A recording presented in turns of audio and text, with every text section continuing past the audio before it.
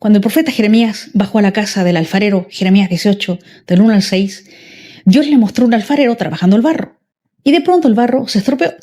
Pero el alfarero volvió a empezar, transformándolo en otro cacharro, en otra vasija diferente, como mejor le pareció al alfarero. La persona resiliente, dice la APA, la Asociación Americana de Psicología, conserva una visión positiva de sí misma. Y esta visión positiva de sí misma la conserva a pesar de todo lo traumático que haya podido vivir. ¿Y qué mejor escuela para adquirir una visión positiva de ti mismo, para saberte barro, pero barro en manos del alfarero divino, que la casa de Dios, la casa de oración en tu interior? Así te sientes un barro amado, conocido y querido por estas manos de tu Dios alfarero. Los expertos nos dicen que la persona resiliente aprovecha la experiencia traumática o dolorosa como una oportunidad de mayor conocimiento de sí mismo, mayor conocimiento de la vida, de las personas. Cuando el barro se rompe o lo rompen, como sucedió en la escena del profeta Jeremías, capítulo 18, del 1 al 6, es una experiencia traumática, dolorosa, que deja heridas y huella. Pero recuerda, el barro se rompe, pero no deja de estar en las manos de su alfarero. A la experiencia que dejó una herida en ti, que te hizo vivenciar que eres barro, conócela, acéptala, no la rechaces, porque aunque barro seas, eres un barro que siempre está en las manos de su alfarero. Unas manos divinas que te sostienen y te aman. A veces Dios da inspiraciones a las personas para que hagan tal o cual cosa. La inspiración no es una imposición, sino que es una brisa suave. Hablando las palabras del profeta Elías, es una insinuación que hace el Espíritu Santo en nosotros para movernos a sentir y hacer algo bueno por los demás. Es lo que le pasó al apóstol Felipe con el etíope, como nos cuenta el libro de los Hechos de los Apóstoles, el capítulo 8, del 26 al 29. El Espíritu Santo inspiró al apóstol Felipe diciéndole dentro de él: acércate, Felipe, y ponte junto al carro del etíope. El apóstol se acercó, le escuchó que estaba leyendo un texto de la Biblia y que el etíope no comprendía. Entonces él se lo explicó y el etíope aceptó al Señor Jesús en su corazón. Using perfumes, jewelry, and adornments in moderation in beauty. The Bible shows on the one hand its pleasure for them and on the other condemns luxury and lack of sobriety. In the case of the favorable position towards perfumes, we have, for example, in Psalm 45, verse 9, which speaks of clothes smelling of myrrh, balsam, and acai, which are perfumes of that time. Jesus, for his part, appreciates the perfume that the woman used to anoint his head, as Mark tells us in chapter 14, from 3 to 9.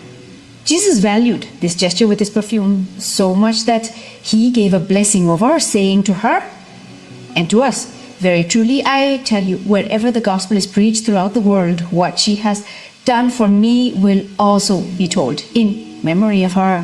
And all. Necesitas hablar con alguien de eso que te sucede, de eso que sientes, pero alguien que te acoja, alguien que te acepte incondicionalmente, no cualquier persona.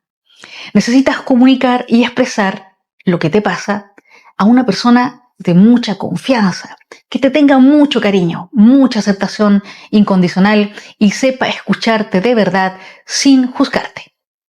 Puedes prepararte para esta comunicación escribiendo primero lo que te pasa, lo que sientes, tu estado de ánimo, lo que te sucede por dentro, y luego se lo puedes leer o narrar a la persona de confianza que te acepte incondicionalmente. También te va a servir mucho expresárselo a Dios. Háblalo con Dios en la oración. Él siempre quiere escucharte. Él siempre quiere oírte, porque es un Dios tan enamorado de ti que te dice con palabras del Cantar de los Cantares, en el capítulo 2, versículo 14, déjame oír tu voz. Dios siempre está pidiéndote, déjame oír tu voz. No te quedes mudo frente a mí. Déjame oírte. Organiza tu finanza según Dios. La economía del don. No hay que vivir la vida con la lógica de la economía de mercado, sino con la lógica de la economía del don. En la economía de mercado, yo soy dueño y dominador. Pongo un precio, vendo o compro.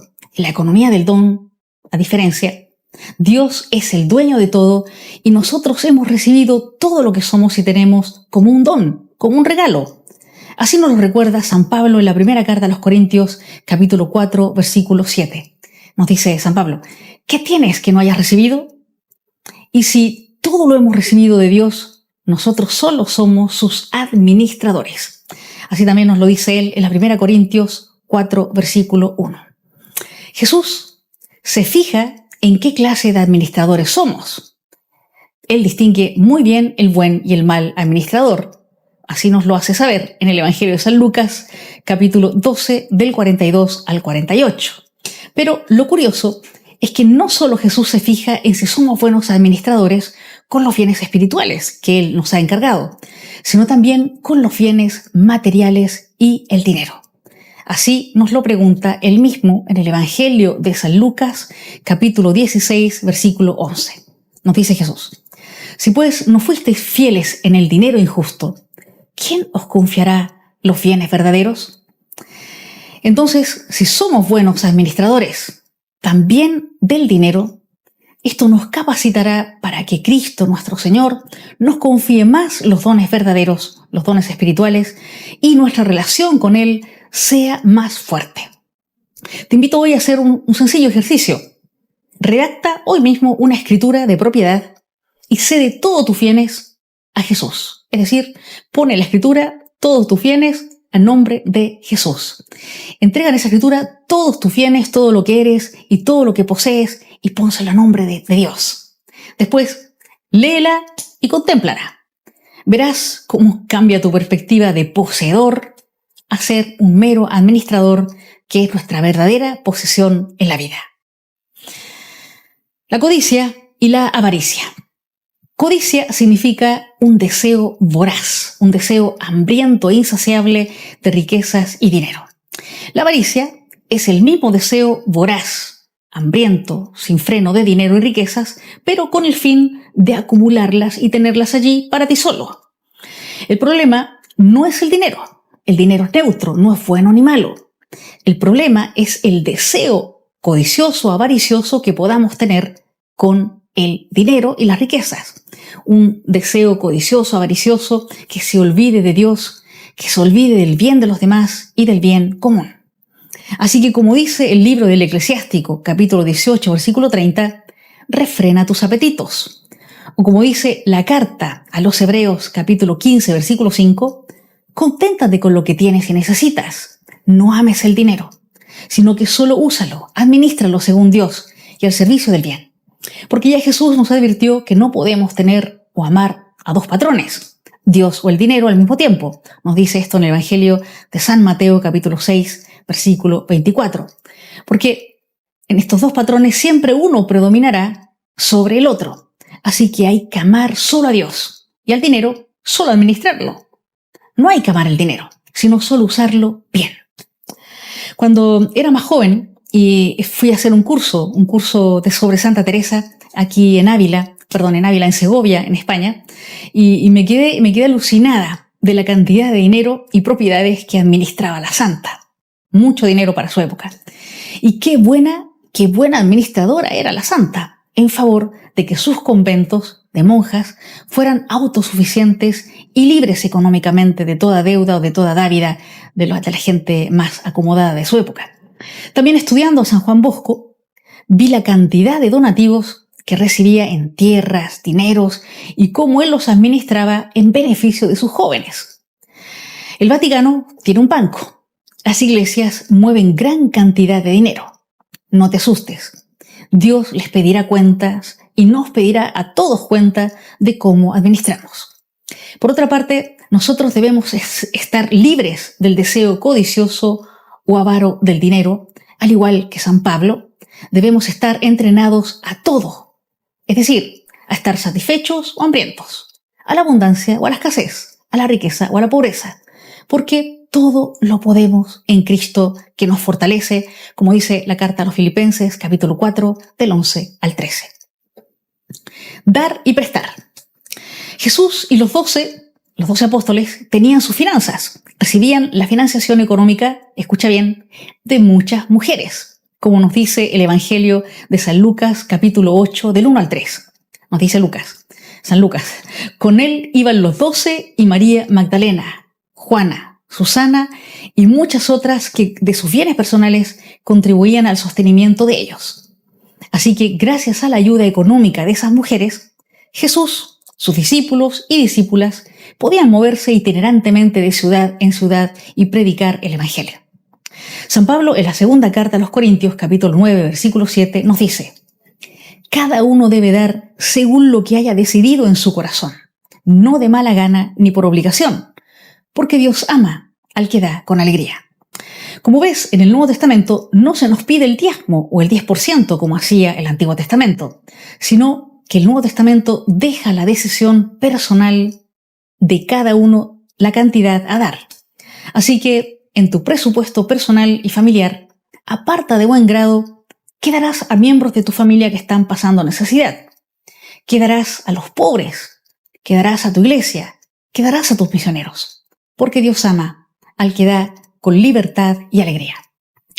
Con respecto al prestar, el Evangelio de San Mateo, capítulo 5, versículo 42, nos dice: al que te pida, dale, y al que quiera tomar de ti prestado, no se lo niegues. Y el Evangelio de San Lucas, en el capítulo 6, versículo 35, nos invita a hacer el bien y a prestar no esperando nada a cambio. En resumen, el Nuevo Testamento y Jesús se muestran contrarios a cobrar intereses o pedir algo a cambio cuando uno presta. Por otra parte, la Biblia condena la usura que es el cobro exagerado en el tipo de intereses por un préstamo. Y nos invita, como nos dice el profeta Ezequiel, el capítulo 18, versículos del 8a, a ser como el hombre justo, que no presta dinero a intereses ni exige usura, no exige con usura. Hoy las leyes del mercado no solo cobran intereses, sino que lamentablemente protegen diferentes tipos de usura. Marquemos nosotros la diferencia y prestemos sin intereses y sin esperar nada a cambio. Esto nos dará mucha libertad y fraternidad en Cristo Jesús. Las deudas. Desde la antigüedad, adquirir una deuda era entrar en un peligro inminente de esclavitud. Sí, porque si al final no podías pagar, tenías que pagar tu deuda siendo esclavo de tu prestamista, tú o tus hijos. Hoy, aunque la propaganda comercial disfraza mucho la deuda, escucha bien, siempre una deuda es una esclavitud, pues terminas siendo esclavo de las condiciones e intereses de tu prestamista. Como dice el libro de los Proverbios, el que toma prestado se hace siervo del que presta. Proverbio 22, 7. Dios no quiere ningún tipo de esclavitud, tampoco la económica, como nos dice San Pablo. Para esto nos liberó Jesús, para que seamos libres, nos lo dice en Gálatas 5, 1. Tenemos que evitar entonces tener deudas, educándonos en una vida sobria, como nos dice la carta de Tito, capítulo 2, versículo 12. Vivir una vida sobria significa distinguir lo que es superfluo de lo necesario. De esta manera, evitas caer en deudas por adquirir cosas de las cuales podrías renunciar. Te invito a elaborar un presupuesto económico personal y familiar que te ayude a planificar tus gastos y tus necesidades. Este presupuesto te ayudará a distinguir las cosas necesarias de las superfluas. Si adquiriste una deuda para comprar una casa, por ejemplo, para pagar los estudios de tus hijos o algo importante y necesario, procura reducir tus gastos, conseguir trabajos extras y salir de esas deudas pronto para recuperar tu libertad económica. De este modo, podrás vivir con el pan de cada día que te promete el Señor en el Padre Nuestro. Danos hoy el pan de cada día. Nos lo hace pedir porque Él mismo nos los quiere regalar. De este modo también podrás ahorrar para el futuro y compartir lo que decidas libremente de tus bienes con los pobres y tu iglesia. Con respecto a ahorrar e invertir, el sabio tiene en su casa aceite y provisiones. El tonto solo sabe gastarlas. Así nos lo dice el libro de los Proverbios, capítulo 21, versículo 20. Ahorrar implica ayunar o privarse de un gasto hoy para disponer de ello en un mañana, cuando haya necesidad. En el libro del Génesis, capítulo 41, nos muestra a José, que supo tener visión de futuro y ahorró durante 7 años para los tiempos de carestía que vendrían. Así que nosotros, como buenos administradores, no solo debemos dar o prestar, sino también ahorrar para tiempos de emergencia o de carestía. ¿Ya empezaste a hacerlo? Si no has empezado, comienza hoy mismo gastando menos de lo que ganas y el ahorro vendrá automáticamente. No vivas un estilo de vida por encima de tus posibilidades. Y si tienes salud y fuerzas todavía, busca algún trabajo extra. De esta manera, tendrás un ahorro aceptable para los malos tiempos. Es inteligente ahorrar para no tener que recurrir, por ejemplo, a una deuda para empezar un negocio o para invertir en un medio de sustento a largo plazo para ti y tu familia. Pero Jesús va más allá del ahorro y de la inversión y nos pide que vivamos no temerosos, sino confiados en que el Padre Dios, que alimenta a las aves del cielo y viste a las flores del campo, sabe lo que necesitamos y nos proveerá de todo lo necesario para el camino. Nos lo dice en el Evangelio de San Mateo, capítulo 6, del 26 al 33. Así que, con esta confianza en Dios, administra bien tu dinero, siendo caritativo en el dar, en el prestar, y al mismo tiempo ahorrando e invirtiendo como colaborador y administrador fiel de todos los bienes que Dios te ha confiado y te confiará. Hay una frase en el libro de los Proverbios 30, del 8 al 9, que me impactó profundamente. Y sinceramente creo que Jesús, como buen judío, la leyó y le inspiró en el Padre Nuestro. El texto de los Proverbios dice: no me des riqueza ni pobreza, dame solo mi pan de cada día. Porque si llego a ser rico, quizás me olvide de ti, le dice el libro de los Proverbios a Dios, y hasta me atreva a decirte, no te conozco. Pero si vivo en pobreza, quizás necesitado tenga tentación de robar o renegar del nombre de mi Dios. Te comparto este hermoso texto hecho plegaria y canción a la Santísima Virgen María, como Madre de la Sabiduría, para que ella guíe nuestros pasos en la administración de tantos bienes que hemos recibido y seguiremos recibiendo de nuestro Dios. Madre, no me des riqueza ni pobreza. El relato nos dice que Jesús, viendo al paralítico tendido, como está en esta fotografía que pueden ver a mi espalda, y que llevaba tanto tiempo allí sin ningún apoyo, Jesús se hace cargo de la situación. Dios ha esperado, al igual que está enfermo, bastante tiempo a que sea la ayuda humana la que haga lo que tiene que hacer. Porque eso no le corresponde a Dios. La ayuda le corresponde a las personas. Somos hermanos. Pero cuando esta solidaridad humana no llega, Dios mismo se acerca y no deja abandonado a nadie. Como nos dice el Salmo 27.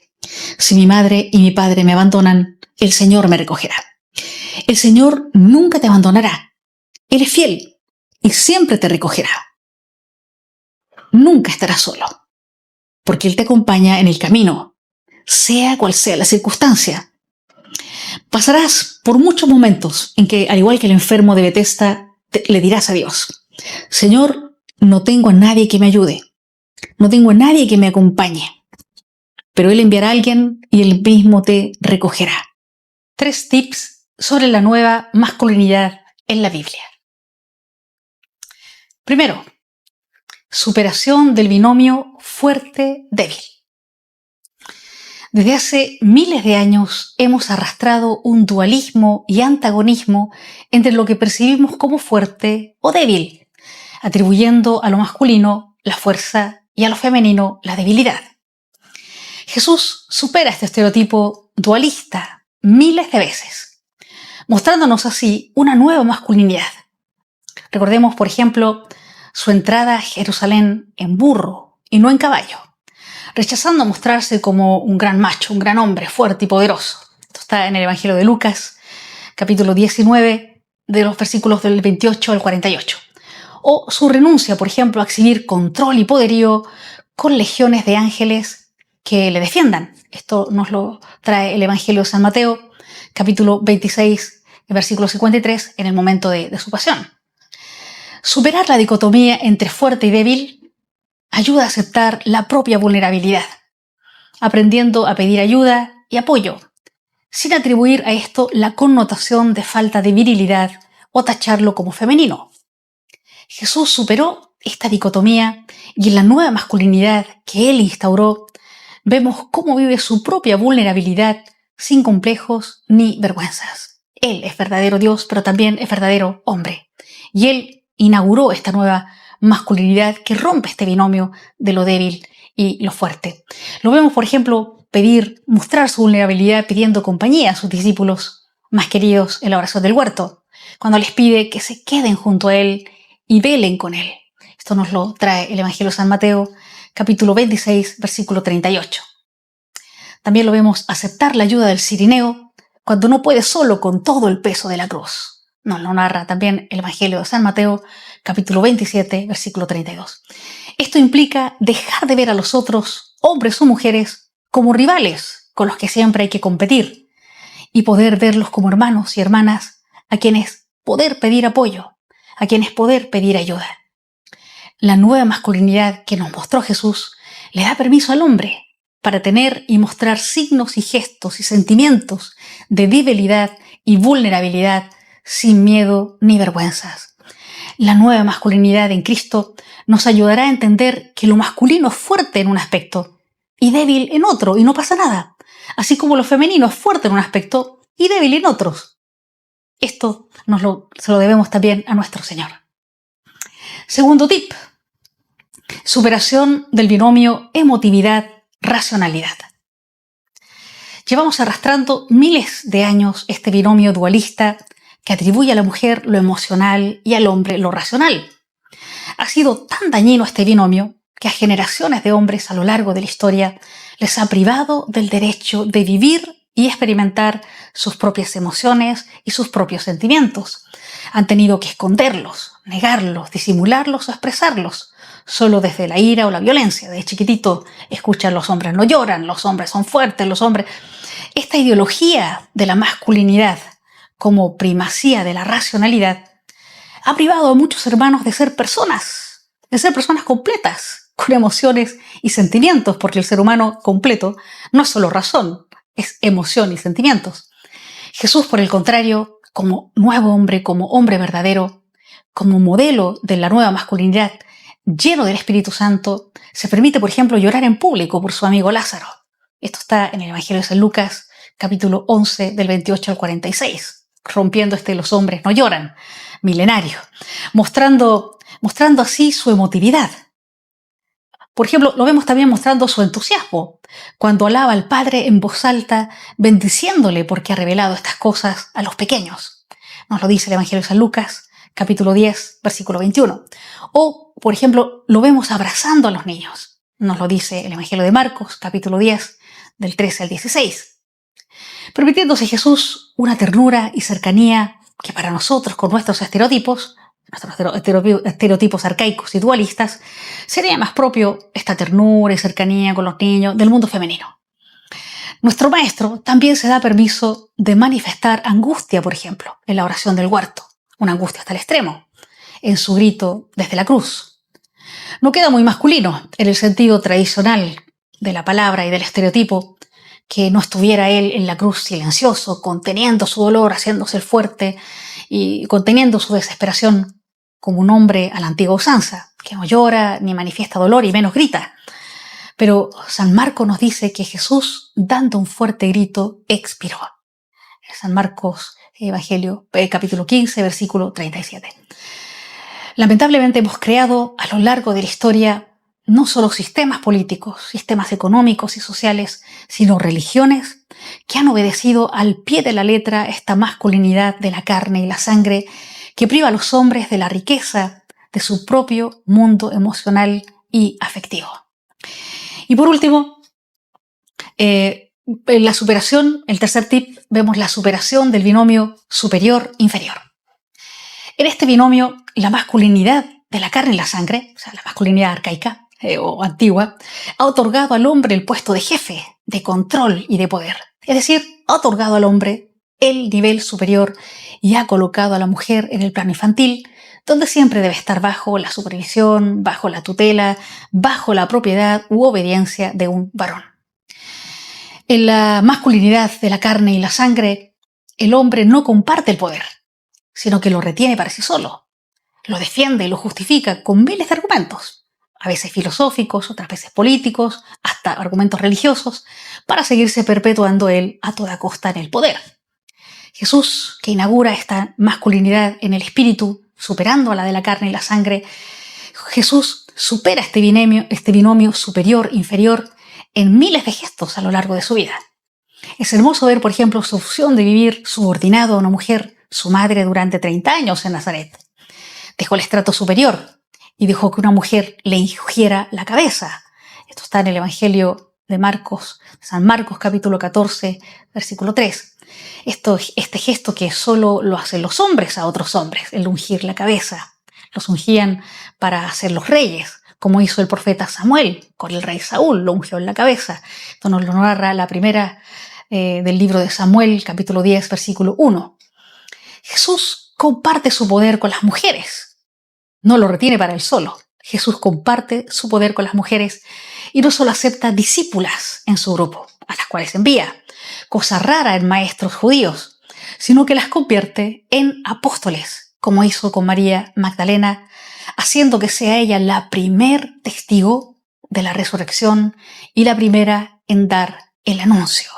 Recordemos que la condición para ser apóstol era justamente haber visto a Cristo resucitado, haberlo visto visualmente. Y María Magdalena es la primera que lo ve, es la primera apóstol, la primera testigo. Jesús no trata a la mujer como un ser subordinado e inferior, sino que la trata como un igual, rompiendo así este binomio superior-inferior que era parte de la sentencia que dio Dios a la mujer después del pecado original. Nos lo cuenta el libro del Génesis. Sentencia que dice, después del pecado original, Dios le dice a la mujer, sentirás atracción por tu marido y él te dominará. Esto está en el libro del Génesis, capítulo 3, versículo 16. Esta dominación es parte del pecado original o de los orígenes, que como queramos llamarle, nosotros en este caso la masculinidad de la carne y la sangre, es parte de esta sentencia. Jesús la libera de esta dominación y la hace hermana, discípula y apóstol, de tal modo que en la comunidad cristiana, como afirma San Pablo, ya no hay judío ni griego, ni esclavo ni libre, ni hombre ni mujer, sino que todos son uno en Cristo. Esto está en la carta a los Gálatas, capítulo 3, versículo 28. En la nueva masculinidad en Cristo, el hombre no tiene miedo de compartir su poder con la mujer y la trata de verdad como compañera, como hermana, como amiga, como esposa, y no como cosa y posesión suya.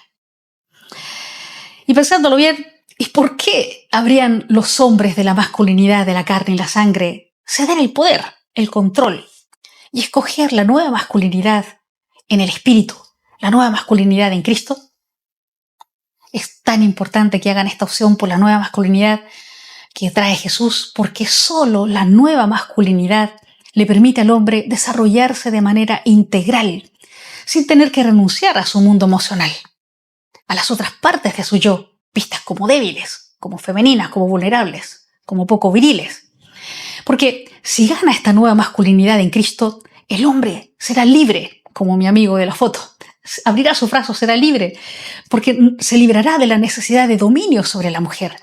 Y podremos construir familias, sociedades y religiones donde el poder sea compartido entre iguales, porque todos somos hermanos, como nos dice el Evangelio de San Mateo en el capítulo 23, versículo 8. ¿Por qué habrían estos hombres de la masculinidad de la carne y la sangre acceder, a aceptar y cambiar y pasarse a la nueva masculinidad del espíritu?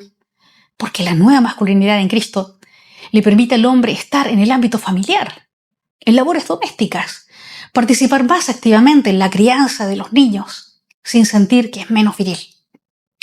Porque sin la nueva masculinidad en Cristo, tampoco se puede lograr una verdadera y sana identidad femenina, que no necesite protegerse o imitar patrones de la masculinidad de la carne y la sangre.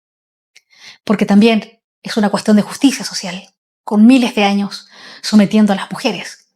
Simplemente hemos de ver la cantidad de casos de violencia de género, de violencia doméstica, las diferencias de retribución salarial que todavía existen, la falta de presencia femenina en la toma de decisiones, en los cargos y en las riquezas, no solo políticas, sino también religiosas de las distintas religiones, la situación de las mujeres, por ejemplo, en Afganistán.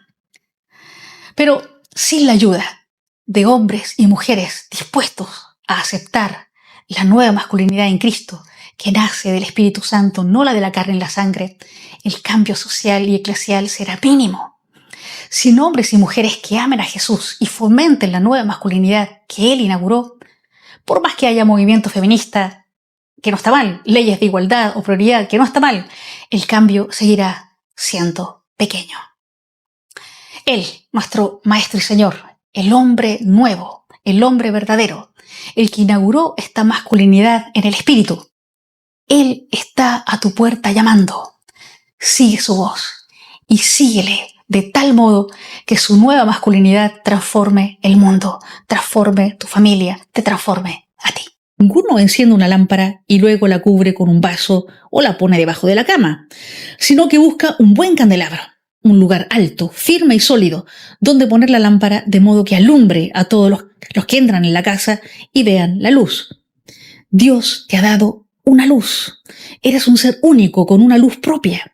Pero por miedo puedes tapar tu luz con un vaso o resignarte o aceptar que te pongan debajo de la cama. Ese no es tu sitio. Tu sitio es el candelabro. Encuentra tu lugar desde donde aportar tu luz. No tengas miedo de brillar. No tengas miedo si tu luz molesta o quieren apagarla. Tú brilla y deja que brille para que alumbre a todos los que pasan cerca de ti. Crucifícalo, crucifícalo, gritaba la multitud, nos dice el Evangelio de San Marcos en el capítulo 15, del 13 al 15. Así, de la misma manera, a veces nuestra mente grita esto mismo. Aparece una voz interior condenatoria de los demás y de nosotros mismos. Una voz que no tiene comprensión, ni compasión, ni comprensión con nada ni con nadie, y que solo pide crucifixiones para otros o incluso para nosotros mismos. Esta voz interior que condena, que desea crucifixiones, no solo daña a los demás, sino que nos enferma por dentro, nos llena de ira, nos llena de venganza, nos llena de rencor. Esta voz interna, hermanos, daña no solo nuestra salud mental, sino nuestra salud espiritual. Cuando aparezca esta voz condenatoria que todos tenemos, porque todos somos frágiles, pecadores, inmaduros, faltos de conciencia, como quieras llamarlo. Cuando aparezca esta voz condenatoria, miremos a Jesús en la cruz y pidámosle no crucificar a nadie más, ni en nuestra mente, ni en nuestro corazón. Cuando aparezca esta voz que grita, crucifícalo, crucifíquenlo, cambiemos nuestra conversación interna, gritemos interiormente, Señor, ten piedad de nosotros y ten piedad del mundo entero, como cuando rezamos la coronilla de la misericordia. Crucifícalo, crucifícalo, gritaba la multitud, nos dice el Evangelio de San Marcos en el capítulo 15, del 13 al 15. Así, de la misma manera, a veces nuestra mente grita esto mismo. Aparece una voz interior condenatoria de los demás y de nosotros mismos. Una voz que no tiene comprensión, ni compasión, ni comprensión con nada ni con nadie, y que solo pide crucifixiones para otros o incluso para nosotros mismos. Esta voz interior que condena, que desea crucifixiones, no solo daña a los demás, sino que nos enferma por dentro, nos llena de ira, nos llena de venganza, nos llena de rencor. Esta voz interna, hermanos, daña no solo nuestra salud mental, sino nuestra salud espiritual. Cuando aparezca esta voz condenatoria que todos tenemos, porque todos somos frágiles, pecadores, inmaduros, faltos de conciencia, como quieras llamarlo. Cuando aparezca esta voz condenatoria, miremos a Jesús en la cruz y pidámosle no crucificar a nadie más, ni en nuestra mente, ni en nuestro corazón.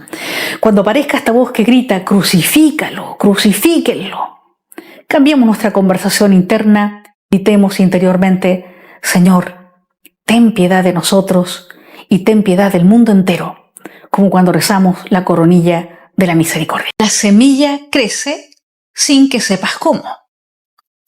Jesús pone este ejemplo del agricultor y la semilla en el Evangelio de San Marcos, capítulo 4, versículo 27.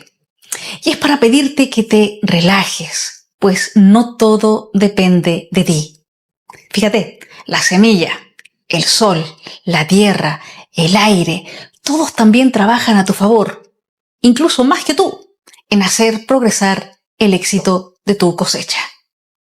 Dios trabaja a tu favor, trabaja para ti, trabaja cuidándote, ayudándote a progresar, trabaja sosteniéndote, ayudándote a desarrollarte. No todo depende de tus esfuerzos, así que siembra con paz, siembra sin estrés, siembra con confianza, date tiempo para descansar, para confiar en la semilla.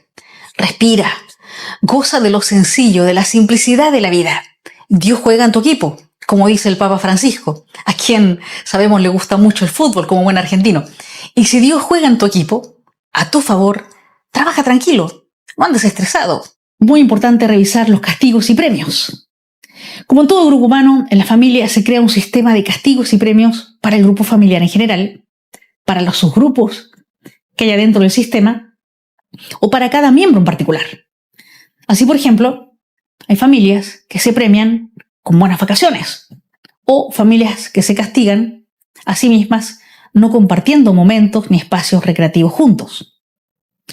La mayoría de las familias no son conscientes de sus sistemas de premios, de sus sistemas de castigo, pero hay que abrir los ojos para revisarlos y mejorarlos. Por ejemplo, hay familias que premian con la atención solo a los hijos más simpáticos y comunicativos y no prestan atención a los miembros más callados o tímidos. Hay otras familias que premian con cuidados a los miembros más enfermos, descuidando de cuidados a los miembros más sanos que también merecen ser atendidos y protegidos. Otras familias solo dan premios materiales, comprándoles cosas materiales a sus hijos y no los premian con caricias afectivas, con amor y gratitud sincera. Fíjese que esta gratificación o premio psicológico y emocional es más efectivo que los premios materiales. Hay que revisar constantemente a qué miembro o subgrupo familiar premiamos y cómo lo premiamos. Jesus also has no problem exercising participatory leadership. He delegates functions, asks for opinions, and requests information. For example, he delegates many tasks to his disciples. Even though he knows their weaknesses, he assigns them tasks. For example, let us remember that he entrusts a person with a tendency to steal, like Judas, with nothing less than the finances, the management of the purse, with which he and the entire group subsisted. This is in the Gospel of St. John, chapter 12, verse 6. But he does not only delegate functions, he also places his own mission in the hands of others. Thus he sends his disciples out 2 by 2 to preach, to heal, and to teach in his name. Mark 6, verse 7. Or he places the phases of his church in the hands of a timid person like Peter,